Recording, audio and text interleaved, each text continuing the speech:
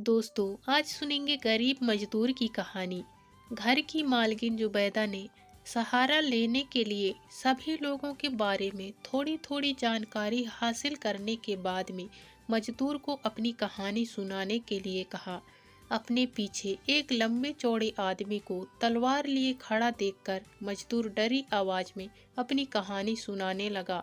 उसने कहा कि मैं इस घर में दूसरे लोगों से पहले आया था, लेकिन मेरा इरादा बिल्कुल भी गलत नहीं है। मैं बस हर रोज की तरह सुबह सुबह काम की तलाश में बाजार के लिए घर से अपनी टोकरी लेकर निकला था। बाजार पहुंचने के बाद अपना खर्च निकालने के लिए मैं इधर उधर काम ढूंढने लगा। तभी वहां आपकी बहन अमीना मुझे दिखी। जैसे ही मैंने उनकी तरफ देखा, उन्होंने मुझे इशारे से बुलाया। मैं भी काम की उम्मीद में उनके पास चला गया। फिर अमीना ने मुझे कुछ सामान दिया और अपने साथ चलने के लिए कहा। वो मुझे सबसे पहले एक जूस बेचने वाले के पास लेकर गई। उससे उन्होंने काफी देर तक बातें की और मैं बाहर खड़ा उनका इंतजार कर रहा था। कुछ देर बाद अमीना ने जूस बेचने वाले से काफी सारा जूस खरीदा और मुझे उसे उठाने को कहा। उस जूस को जैसे ही मैंने उठाया, उन्होंने मुझे आगे चलने को कहा। फिर अमीना मुझे सब्जी बेचने वाले के पास ले गई। उससे अमीना ने काफी देर तक सब्जियों का दाम ठीक लगाने को कहा और फिर वहां से खूब सारी सब्जियां खरीद ली। उन सब्जियों को भी मैंने कंधे पर उठा लिया। उसके बाद अमीना मुझे वहां से फल बेचने वाले के पास ले गई। उससे भी कई सारे फल खरीदे और मैंने उन्हें भी उठा लिया। फिर सारा खरीदा हुआ सामान लेकर अमीना मुझे मांस बेचने वाले के पास लेकर गई।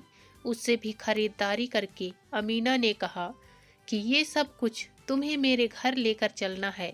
जैसा उन्होंने कहा, मैंने भी ठीक वैसा ही किया और उनके पीछे पीछे सारा सामान कुछ कंधे पर और कुछ सिर पर लाद कर आपके घर आ गया। आगे मजदूर ने रोते हुए कहा कि बस मेरी इतनी ही कहानी है कि मैं रोज सुबह घर से 4 पैसे कमाने के लिए निकलता हूँ और जो भी कुछ काम मिलता है उसे बिना किसी सवाल के कर लेता हूँ। ठीक वैसा ही मैंने आज भी किया था।